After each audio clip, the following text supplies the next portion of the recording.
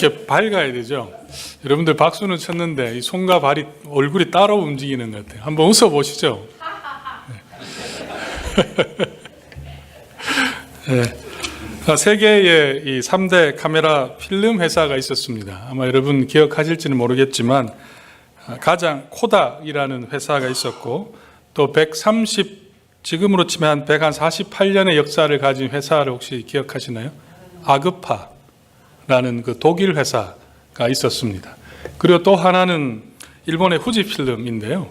이 세 가지 회사 중에 지금도 활발히 사업하는 쪽은 코닥도 아니고 아그파도 아니고 후지필름입니다. 아그파 회사는 2005년도에 파산을 했고 코닥이라는 회사는 2012년 1월에 파산을 했습니다. 하지만 이 인지도가 좀 낮았던 후지는 지금도 활발히 사업을 하고 있습니다. 이 두 회사가 망한 이유가 있어요. 그 이유는 아주 간단합니다. 더 이상 사람들이 필름 카메라를 사용하지 않기 때문입니다. 요즘은 다 디지털 카메라를 쓰기 때문에 필름의 수요가 그만큼 줄어들게 된 거죠. 여러분의 가정도 한번 보세요. 요즘 어디 관광지를 가면 필름 카메라를 들고 찍는 분들 혹시 보셨나요? 대부분은 다 핸드폰으로 사진을 찍는 경우를 많이 봅니다. 아마 그래서 이 회사가 망하게 된 데에는 저와 여러분의 책임도 있습니다. 우리가 더 이상 필름을 사지 않기 때문에 아무리 좋은 회사라도 결국 망할 수밖에 없는 거죠. 이 세 회사 가운데 가장 안타까운 회사는 저는 이 코닥입니다. 왜냐하면 이 코닥이라는 회사는 이 유리 필름을 통해서 처음으로 이 휴대용 카메라를 만들었던 회사고 달에 착륙했을 때 들고 갔던 그 카메라가 이 코닥 제품이었습니다. 그리고 1970년도에 16mm 영화 카메라를 만든 회사가 코닥이고요. 더 놀라운 사실은 디지털 카메라를 최초로 개발한 회사가 코닥입니다. 몇 년도에 개발했냐면 1975년도입니다. 한 40년 전에 벌써 이 디지털 카메라를 개발을 해 두었습니다. 그런데 그 회사가 망했어요. 만약에 그때 이걸 잘 개발했다면 아마 지금의 니콘이나 또는 이 캐논의 자리는 아마 코닥이었을 것 같습니다. 그들이 왜 그렇게 망하고 말았는가? 그 이유는 아주 간단해요. 디지털 카메라를 계속 개발하면 어떻게 되겠습니까? 자연히 필름에 대한 수요가 떨어지고 결국은 망하게 되지 않을까? 그렇게 해서 그들은 더 이상 디지털 카메라를 개발하지 않았습니다. 그런데 결과는 그 반대가 되고 말았던 것이죠. 어떤 면에서 이 잘못된 판단이 결국은 그와 같은 원인을 제공하게 되었다고 생각할 수가 있는 겁니다. 그런 면에서 보면 지금 우리들의 삶의 모습도 판단과 선택의 그 결과라고 해도 과히 틀린 말은 아닐 겁니다. 물론 하나님께서 우리의 삶을 인도해 주셨고 여기까지 섭리 가운데 우리가 왔지만 그래도 그 뜻을 판단한 것은 선택한 것은 우리가 한 것이고 반대로 판단한 것도 결국은 내가 한 것이기 때문에 그렇습니다. 그래서 그 결과가 지금의 모습 속에 나타나게 된 것을 우리는 부인하지는 말아야 되지 않을까 그런 생각을 하게 됩니다. 이러한 판단의 소중함, 오늘의 나의 판단과 결정이 며칠 뒤에 아니 몇 년 뒤에 어떠한 결과로 드러난다고 생각하면 참 무엇을 선택하고 판단하는 건 중요한 문제입니다. 오늘 레이버 데이입니다. 여러분이 레이버 데이에 다른 곳으로 가지 않고 이것에 나와서 하나님 앞에 예배했다는 이 결정이, 이 판단이 어떤 결과로 여러분 드러나겠습니까? 좋은 결과로 드러나기를 바라는 것이 저의 마음과 여러분의 마음이겠죠. 궁금하고 저는 참 기대가 되죠. 지금 당장은 알 수 없지만 그래도 이와 같은 결정했다는 사실이 제가 믿는 바로는 하나님께서는 작은 결정도 믿음으로 하는 그 결정은 결코 그냥 있지 않는 분이기 때문에 작은 결정이고 습관을 따른 결정이라고 할지라도 저는 중요하다고 생각합니다. 여기에 우리가 생각해야 될 점이 하나 있는데요. 코닥이 망한 것을 이렇게 생각해 보면 그 당시 경영진들이 시대의 흐름을 읽지 못해서 그런 걸까요? 그들은 최고의 지식을 가진 자들임에는 틀림없습니다. 그 세계적인 회사의 경영진에 합류하려면 저 같은 보통 사람은 따라갈 수가 없을 만큼의 그 지식과 경험이 있는 사람입니다. 그런데 결국은 그들의 그 결정이 결국은 회사를 망하게 한 것이죠. 왜 실패했을까? 이것이 보여주는 것은 저는 이렇게 생각합니다. 상황이라는 것은 예측할 수가 없다는 거예요. 시대의 흐름을 읽는다는 것은 결코 바르게 파악할 수가 없다는 사실이죠. 코닥의 반대의 경우를 하나 제가 예를 들어 볼까요? 싸이라는 한국 가수를 여러분 알 겁니다. 싸이가 부른 노래가 여러분 잘 모르시나요? 강남 스타일. 여러분이 그 강남 스타일이 그렇게 뜰 것이라고 누가 예상했습니까? 노래를 부른 그 싸이도 예상을 못했을 거예요. 제가 그 노래가 뜨고 나서 이 강남 스타일의 그 뮤직비디오를 잠깐 봤는데요. 혹시 보셨나요? 전혀 뜰만한 내용이 전혀 없어요. 최소 비용을 들인 것 같아요. 너무너무나 좀 어떻게 보면 좀 이 out of date, 좀 촌스럽다고 할까요? 그런 이 뮤직비디오였는데 그것이 그렇게 뜰 줄이야 아마 제작자인 자신들도 아마 놀라지 않았을까 그런 생각을 좀 하게 됩니다. 제가 드리는 말씀의 뜻은 이런 겁니다. 시대의 흐름을 알아야 된다. 시대의 흐름을 읽자라는 구호는 좋은 말일지는 모르겠지만 사실 시대의 흐름을 바르게 알고 읽어낸다는 것은 결코 쉽지 않다 하는 것이죠. 아무리 탁월한 지식과 경험을 가지고 있다 하더라도 잘못한 예측으로 실패할 수 있는 가능성이 높다는 점입니다. 조금 더 현실적으로 여러분의 삶에 좀 접근해 본다면 우리 남성분들, 만약 여러분에게 좋은 잡 오퍼가 들어왔다고 생각해 보겠습니다. 지금보다 더 많은 연봉과 지금보다 더 많은 휴가와 지금보다 더 짧은 근무 시간을 준다는 회사가 여러분에게 잡을 오퍼한다고 한다면 과연 그 오퍼를 거부할 사람이 몇 사람이나 되겠습니까? 그 오퍼를 받아들이는 것이 당연한 결정이에요. 그런데 그 기업이 2년 뒤에 망할 수 있다는 사실을 안다면, 망하게 된다면, 또 다른 사정으로 인해서 그 일을 그만두어야 되는 상황이라면 과연 그 판단을 우리는 좋다고 말할 수 있겠습니까? 더욱이 신앙인으로서 내가 시대의 흐름을 분석해서 한 그 판단이 그 당시는 좋은 결정과 판단으로 보이지만 그것이 나도 모르게 하나님의 뜻과는 반대되는 결정일 수 있다는 점을 생각해 볼 때 무엇을 판단하고 결정한다는 것은 결코 쉽지 않은 일입니다.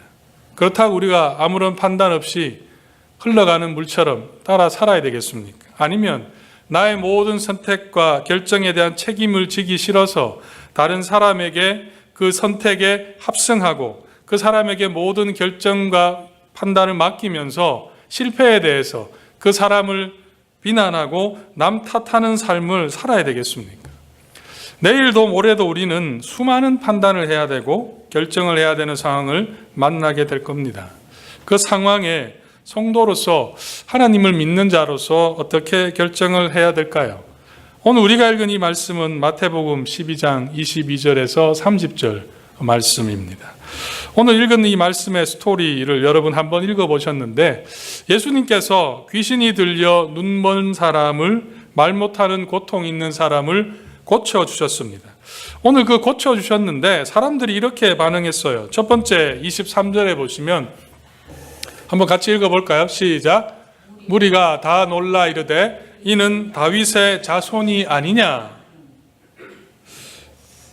여러분 이 무리들의 반응이 여러분이 느끼기에는 좀 부정적인가요? 긍정적인가요? 여러분 어떻게 느껴지십니까? 이 반응, 다윗의 자손이 아니냐. 저는 이 반응을 보면 좀 특이하다 생각을 했습니다. 왜냐하면 제가 그 무리였다면 이 사람은 목수의 아들 예수가 아니냐 이렇게 반응하든지 아니면 도대체 이 사람이 누구냐 라고 반응하는 것이 1차적인 반응이어야 되지 않을까 생각을 좀 했어요. 그런데 무리들의 반응은 다윗의 자손이 아니냐라고 이렇게 예수를 보았다는 사실입니다. 여러분 왜 그렇게 이 무리들이 반응했을까요? 왜 다윗의 자손이라고 했을까요? 여러 가지 반응을 할 수가 있어요. 예수를 아는 사람은 목수의 아들이니 않느냐. 왜 이렇게 반응했을까? 이 의미 속에는 이 다윗의 자손이라는 그 말 속에 그 뜻이 있겠다 생각을 했습니다. 여러분 구약에 보시면 메시아가 누구를 통해서 오나요? 다윗의 자손입니다. 예레미야, 이사야의 말씀을 보면 다윗의 자손을 통해서 메시아가 온다고 기록이 되어 있습니다. 그렇다면 이 무리들의 반응은 다윗의 자손이 아니냐라는 이 반응은 지금 무리들은 이 예수를 보고 누구라고 지금 연결짓고 있습니까? 메시아라고 연결짓고 있는데 문제는 의문형이라는 거죠. 이 말은 그들은 이 병자를 고치는 예수의 모습을 보면 혹시나 메시아가 아닐까라는 그 의심을 지금 하고 있는 그 상황입니다. 의심을 품었다는 것은 확신을 하지 못하고 있다는 그런 뜻이겠죠. 이 모습을 보면 참 우리들의 입장에서는 아쉬운 거예요. 왜냐하면 지금 예수님께서 병자를 고쳐주셨습니다. 그렇다면 그 고통당하는 자가 낫는 것을 보면 예수님이 성경에서 병자를 고쳐주신 이유는 두 가지 이유예요. 하나는 그 불쌍한 영혼이기 때문에 고쳐주시기도 했고, 또 하나는 그들에게 내가 메시아라는 사실을 보여주기 위함이었죠. 그런데 그들이 지금 거의 한 90%는 가까이 갔어요. 이 예수가 다윗의 자손, 구약에서 말하는 그 메시아가 아닌가 하지만 의심을 하고 있는 그런 상황입니다. 지금 여러분들 어떻습니까? 여러분들은 여러분의 삶에 지금 일어나는 일들이 하나님의 인도하심이라고 100% 확신하고 있습니까? 아니면 혹시나 하나님의 인도하심이 아닐까 의심하고 있습니까? 아니면 하나님의 인도하심이 100% 아니다 확신하고 있습니까? 지금 여러분의 상황 속에 여러분들은 지금 어디쯤 서 있으신가요? 또 다른 반응이 있습니다. 이번엔 조금 더 부정적이에요. 24절에 바리새인들이 이렇게 반응합니다. 바리새인들이 들었다는 말은 무엇을 들었다는 겁니까? 무리들의 반응이죠. 무리들이 예수를 보고 메시아가 아닌가 의심하는 그 말을 들었다는 거예요. 듣고 이렇게 말하죠. 이가 예수를 말하고 이가 귀신의 왕 바알세불을 힘입지 않고는 귀신을 쫓아내지 못하느니라 하거늘. 지금 이들의 반응은 무엇인가요? 메시아라고 보고 있습니까? 이들의 선택이 뭡니까? 지금 완전히 정반대의 선택을 하고 있는 거예요.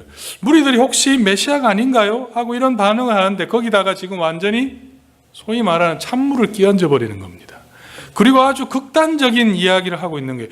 바알세불의 왕을 의시하지 않고는 귀신을 쫓아내지 못한다라고 말하면서 아주 백성들의 생각을 메시아로 향하려 하는 그 생각을 아주 차단시켜 버리는 반응을 지금 나타내고 있는 겁니다.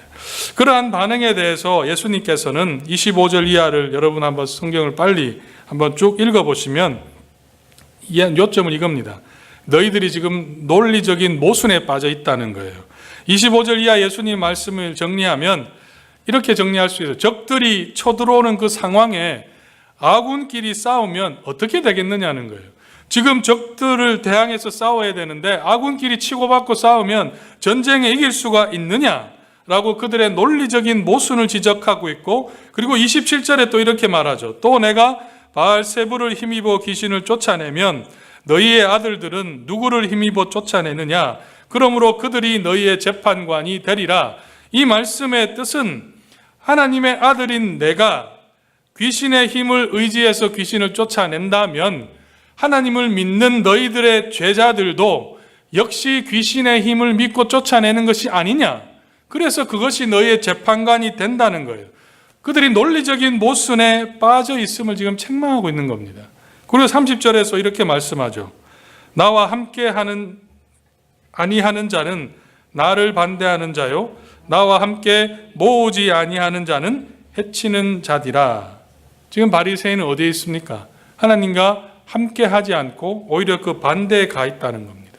그리고 오늘 우리가 읽진 않았지만 31절 32절에 보면 그들을 향해서 결코 사함받을 수 없는 성령을 거역하는 죄를 범하고 있다고 그들을 강하게 책망하셨습니다.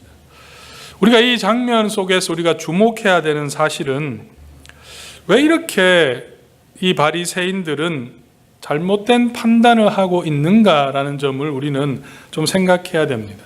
그들은 수십 년의 신앙생활을 해왔던 사람이고, 그리고 그들은 누구보다도 메시아가 그들 가운데 오기를 기다렸던 사람들입니다. 그런데 그들은 그 메시아의 기적 앞에 지금 메시아와는 180도 다른 반대편에 서서 바알세분의 왕, 귀신의 힘을 의지해서 예수님이 병자를 고친다고 사자성어로 말하면 평가절하를 하고 있고, 예수를 귀신의 힘을 의지하는 사람이라고 매도하고 있다는 거예요. 왜 이와 같은 가능성, 예수가 메시아라는 가능성에는 전혀 눈을 돌리지 않는가라는 것을 우리는 의문을 가져야 되는 거죠. 저는 이 바리새인의 이 모습을 보면서 이 즉흥적인 판단의 위험함을 좀 생각해 보게 되었습니다.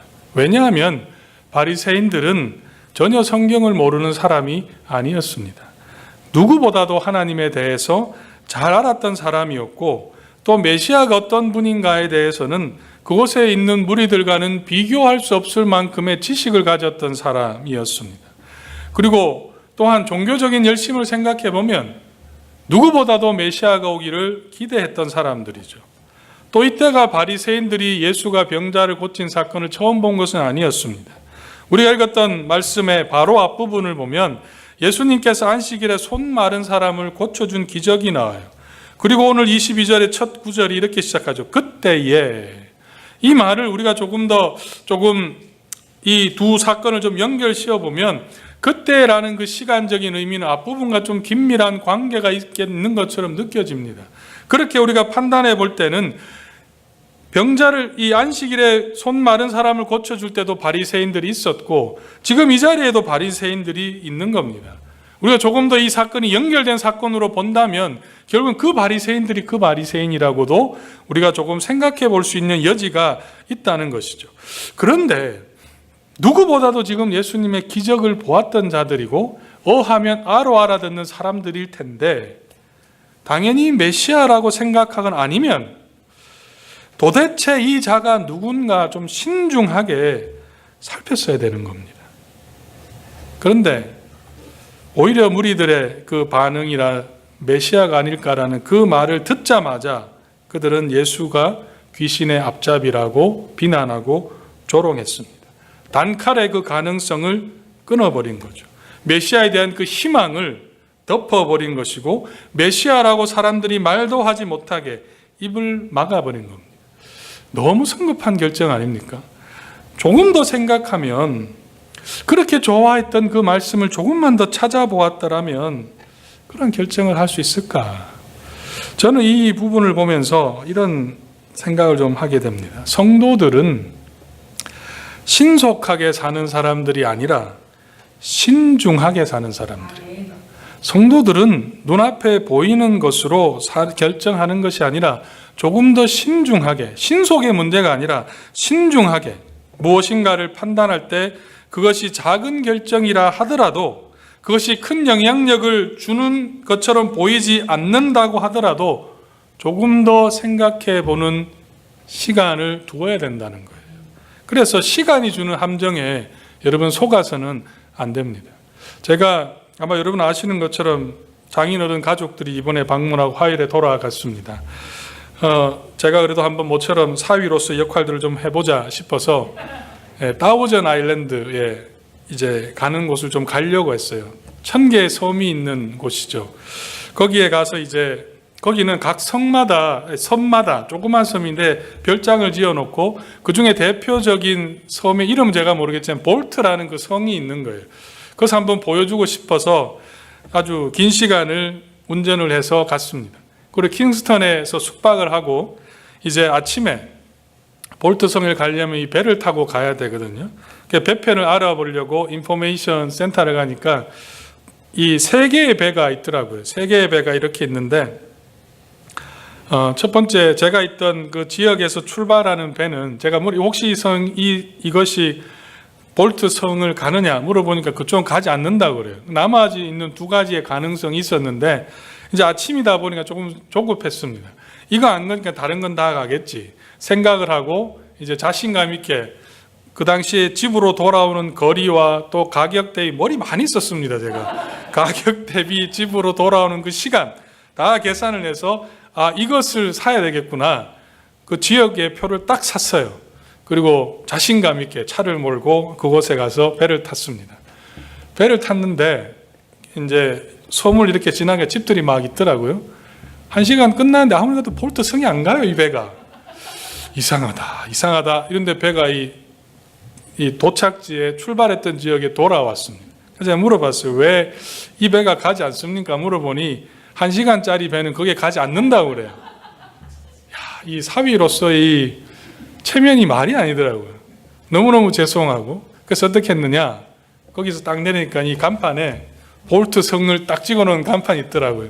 우리 여기 사진이나 찍고 갑시다. 이렇게 해서 사진만 찍고 다시 8시간을 차를 타고 내려왔습니다.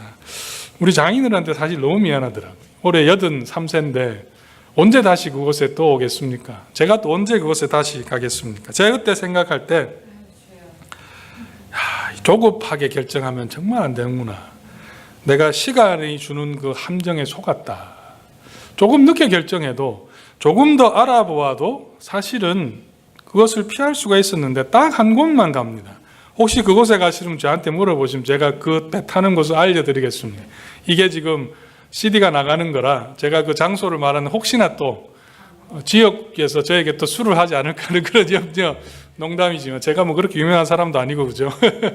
농담이지만 시간의 그 조급함에 쫓기는 것이 사실은 일상의 문제는 아니에요.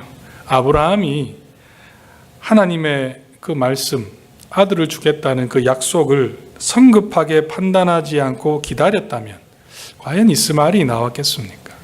또 저는 이 빌라도, 예수님의 십자가에 못 박은 선언을 한 그 빌라도가 예수를 죽이지 말라는 그 아내의 말을 듣고 조금만 신중했다면 어떻게 되었겠습니까? 만약에 이때 바리새인 중에 한 사람이라도 내가 이 사람을 좀 살펴봐야겠다라고 생각했다면, 그리고 말씀과 비교해 보았다면 그와 같은 성령을 해방하는 죄에 빠지진 않았을 거라고 저는 생각합니다. 성도 여러분, 무엇을 결정할 때 제일 피해야 될 것은 성급한 결정입니다. 조급하지 말아야 됩니다. 잠언 14장 29절에 이런 말씀이 나와요. 노하기를 더디하는 자는 크게 명철하여도 마음이 조급한 자는 어리석음을 나타내느니라. 여기 보면 재밌는 말씀이 더디하는 자는 명철, 지혜라고 말했어요. 저는 이 사실이 중요하더라고요. 결정의 문제가 아니라 슬로우하게 판단하는 것이 지혜라고 이야기를 했습니다. 내일 무엇을 여러분 결정해야 된다면 오늘 한번 다시 마음이 확고하다 할지라도 다시 한번 생각하고 신중하게 생각해 보아야 합니다. 그것이 신앙인으로서 바른 판단인가? 내가 내리는 그 결정의 판단과 그 기준은 무엇인가? 성급한 결정은 아닌가? 다시 생각해 보고 결정하기를 제가 주의 이름으로 부탁을 드립니다. 그렇다면 우리가 여기서 생각해야 될 점이 또 하나 있어요. 이렇게 신앙인에게 성급한, 조급한 판단은 어디서 오는가? 왜 이렇게 조급하게 우리는 결정할까? 저는 오늘 말씀에 다시 바리새인들의 그 평가를 한번 가보시면 24절에 바리새인들이 이렇게 예수를 말하죠. 바리새인들이 듣고 이르되 이가 귀신의 왕 바알세불을 힘입지 않고는 귀신을 쫓아내지 못하느니라 하거늘. 이 구절에서 우리가 좀 생각해 보고 싶은 구절은 왜 바리새인들은 귀신의 왕 바알세불의 힘을 의지해서 예수가 쫓아낸다고 했을까라는 질문이었습니다. 여기서 힘입었다는 표현은, 원어적인 표현은 귀신 들렸다는 거예요. 지금 예수가 귀신 들렸다는 겁니다. 예수가 귀신 들려서 그 귀신의 힘에 의해서 이 귀신 들린 자를 쫓아낸다. 참 이 어처구니 없는 표현이죠. 사람에게 귀신 들렸다는 게 말이 됩니까? 정말 이 판단 자체가 너무너무나 이 성급하고 어떤 면에서 좀 비인격적인 그런 판단을 하고 있는데요. 왜 판단했을까? 저는 그들이 가진 다친 마음을 그들이 있겠다라는 생각을 좀 하게 되었어요. 무엇에 다쳤느냐? 하나님에 대해 그들이 마음이 닫혀 있었습니다. 하나님에 대해 마음이 닫혀 있기 때문에 생각할 수 있는 선택 여지는 두 가지예요. 하나는 하나님이 이 병을 고치셨다는 것이 아니면 두 가지의 선택이 있는, 또 하나는, 첫 번째는 인간의 능력으로 고치는 거예요. 근데 인간이 무슨 능력이 있습니까? 그렇다면 나머지 선택지는 딱 한 가지입니다. 귀신의 힘을 의지하는 거예요.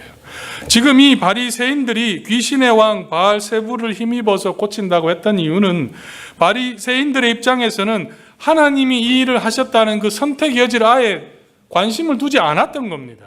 그렇다면 그들이 내릴 수 있는 결론은 두 가지인데, 인간의 힘은 할 수 없으니 그 다음으로 나올 수 있는 것이 귀신이고, 귀신 중에서도 가장 힘이 있다고 생각하는 귀신의 왕 바알세불을 지금 그들은 선택해서 말할 수밖에 없는 것이죠. 왜 믿음의 사람들인 우리가 말과 행동에 있어서 조급해지는가, 신중하게 상황을 판단하지 못해서 후회하는가? 시간의 문제라기보다는 어쩌면은 그 당시에 우리가 하나님을 향해 마음이 닫혀있기 때문이 아닐까라는 그 가능성을 저는 묵상하게 되었습니다. 신앙인의 삶과 생각 속에 하나님을 담아두지 않기 때문이죠. 우리가 이 자리에 나와 예배하는 이유가 무엇인가? 우리가 큐티를 하고 우리가 기도하는 이유가 무엇이냐면, 제가 볼 때는 딱 한 가지입니다. 하나님을 향해서 우리의 마음을 열기 위함이에요. 내 인생을 인도하시는 그 하나님 앞에 우리의 마음을 열어서 그 하나님을 우리의 마음 속에 담고 그 하나님의 뜻을 생각하기 위한 그 영적인 여유를 가지기 위해서 우리는 예배하고 기도하고 말씀을 묵상하는 겁니다. 성도에게 가장 무서운 것은 죄를 짓는 그 행위 자체가 아니에요. 철저하게 세속적으로 변해가는 그 모습이 아닙니다. 그것은 하나의 드러나는 현상일 뿐이에요. 무엇의 현상이겠습니까? 무엇에 대한 결과이겠습니까? 하나님을 향해서 우리의 마음이 닫혀버렸기 때문에, 하나님을 향해서 마음이 닫혀있기 때문에 우리의 마음 속에, 우리의 생각 속에, 우리의 말 속에, 행동 속에 삶의 근원 되시는 하나님을 잊어버리는 순간 찾아오는 것은 정해져 있어요. 유혹이고 타협이고 죄된 본성으로 인한 행동일 뿐입니다. 그래서 결국은 우리는 후회하고 후회하는 거죠. 그리고 고난 앞에서 쉽게 낙심하고 좌절하는 이유가 여기에 있습니다. 지난주 목요일에 중요한 결정을 앞둔 한 부부를 교회에서 만나서 대화를 나누었습니다. 이런저런 대화를 하는데 그 아내 되시는 분이 저에게 이렇게 말씀했어요. 왜 이렇게 내 삶에는 결정해야 되는 일이 많은지 모르겠다는 겁니다. 제 인생은 항상 판단하고 선택했습니다. 그리고 지금 내가 하는 그 결정이 바른 결정인지 잘 혼란스럽습니다. 이런 말씀을 하셨어요. 제가 그 말을 들으면서 어쩌면 이 자신의 삶의 그 피곤함을 그런 표현을 했겠다고 생각이 들었는데요. 또 한편으로는 그게 인생 아닌가요? 매일매일 우리는 판단하고 결정하는 것이 사실은 그것이 인생이고, 그 판단과 선택이 연속이 사실은 인생입니다. 아마 이 세상 끝나는 그날까지 우리는 무엇인가를 판단해야 되고 결정해야 되고 그것을 행동으로 옮겨야 됩니다. 아마 내일도 여러분은 판단하셔야 될 겁니다. 오늘도 예배 후 여러분은 판단해야 될 겁니다. 밥을 먹고 갈 거냐, 그냥 있을 거냐, 판단하고 결정할 거 해야 될 것입니다. 무엇인가를 판단하는 것은 참 쉽지 않죠. 그런 순간에 두 가지를 기억하십시오. 신중하셔야 됩니다. 그리고 하나님을 향해 마음이 열려 있어야 됩니다. 물론 그와 같은 결정과 판단이 더 어렵게 만들 수도 있습니다. 주님을 생각해 보십시오. 자신이 보낸 그 기도의 그 시간을 통해서 하나님을 향해 열린 마음과 그 신중한 그 시간들을 통해 이루어졌던 것이 결국은 그에겐 고난이었습니다. 하지만 그 고난의 선택이 저와 여러분을 구원의 길로 인도하는 놀라운 역사의 길이 된 것이죠. 눈앞의 이익과 손해와 사람들의 소리와 시대의 흐름에 여러분의 판단력을 맡기지 마십시오. 혼란스러움은 우리의 마음에 하나님이 닫혀있는 그 증거일 수가 있습니다. 오늘도 우리를 부르신 창조주 하나님 앞에 여러분의 마음이 7 days, 24 hours 열려있기를 주의 이름으로 축복합니다. 우리가 믿는 하나님은 그를 기억하는 자, 그를 따라 결정하는 자의 결정을 결코 바라만 보시는 분이 아니기 때문에 그 믿음으로 신중하시고 하나님을 바라보는 저와 여러분이 되십시오. 기도하겠습니다. 사랑의 아버지 하나님, 오늘도 하나님 앞에 우리가 무엇을 판단하고 결정해야 하는가를 함께 상고해 보았습니다. 하나님